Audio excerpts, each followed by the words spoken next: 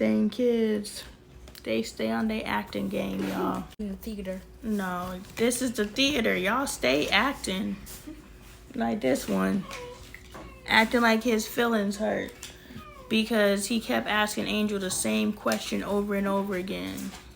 And then when I finally shouted him, you don't have to shout at me. You've asked the same question for the past 20 minutes. Like, dude, she's answered you multiple times.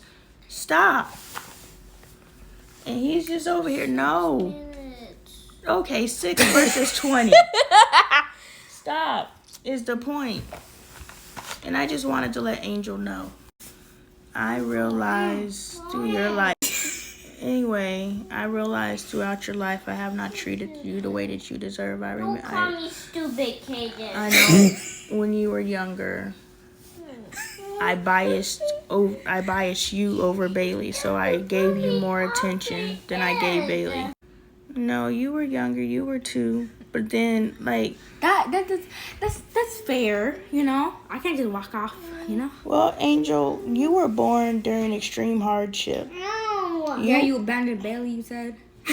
Damn, you ain't gotta do me, and I never said I abandoned my No, baby. you said you abandoned. You left Bailey to do something with me, something like that. Oh yes.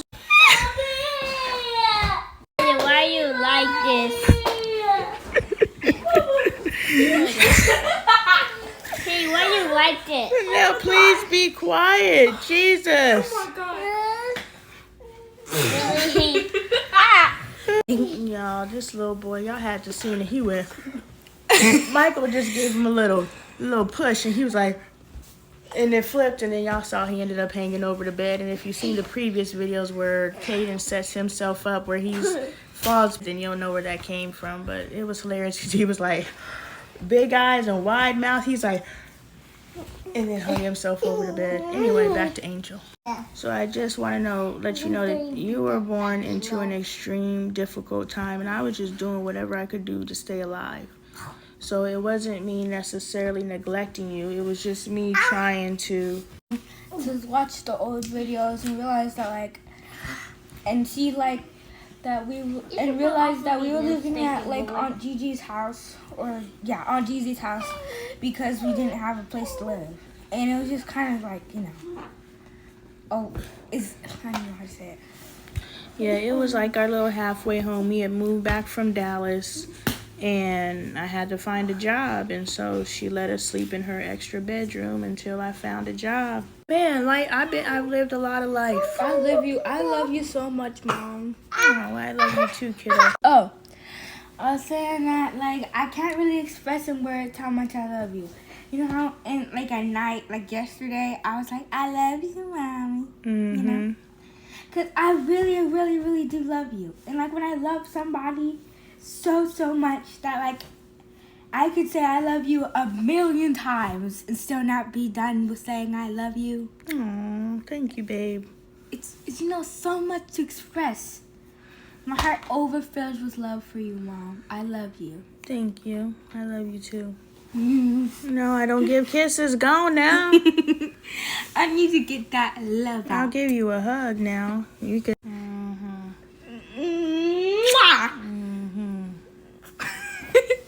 You see, I ain't in touch enough with my femininity to be okay with getting a kiss from my older children. I'm a work in progress. Now, this love you have for me, is it a newfound love, or is it a love that's always been there? Well, I know it's always been there, but has it grown and you've gotten more in touch with it since we've been doing the work? It's grown because, like, the older I've gotten, the more like I see of you, is like I see how much you work, and like the older I've gotten, I realize the situations that you've been in to keep me and Bailey alive and keep a roof over our heads. It's so, like, it's sweet and sour, you know? It's so nice to know that you really did all of this, but it's so sad to know that, like, you had to do all of this. Don't cry for me, Argentina. Wow, Mom. The truth is, I never left you. I know. You never did. And it was just like, without you, Linus would never exist. Linus was my support pillowcase. When the rough times were there, Linus was there. One time I had a nightmare because they were watching a scary movie. You know, we used to sleep on the couch. Mm-hmm. It was so sad. I was so scared, and Linus was there. I would hold him. No. I miss Linus. It was difficult for me to show that vulnerability and to be a mother and not knowing that I was robbing you guys of that emotional connection.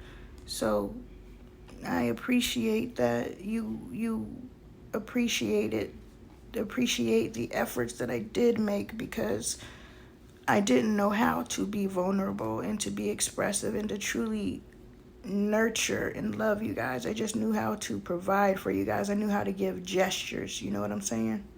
When I go to college and I graduate and I move out and I'm in college, on your birthday, you get a special time off.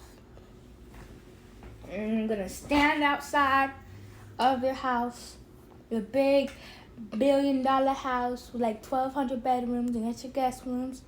And I'm holding up a big sign that says, "I love you, Mom."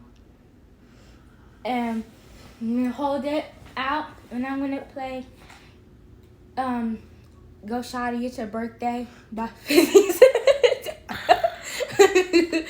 You are not the right generation. It's Luke. I'm Say, what's your birthday, Ma? Aries. I said that with that birthday, Ma. Aries. Is it April? Yes. Is it March? No. Is it January? No. Is it April? Yes. Go Sheila. It's your birthday. That's the birthday song. What you doing? I'm just letting you know. Yeah, that's the dance right there. You better let me get my gyration on.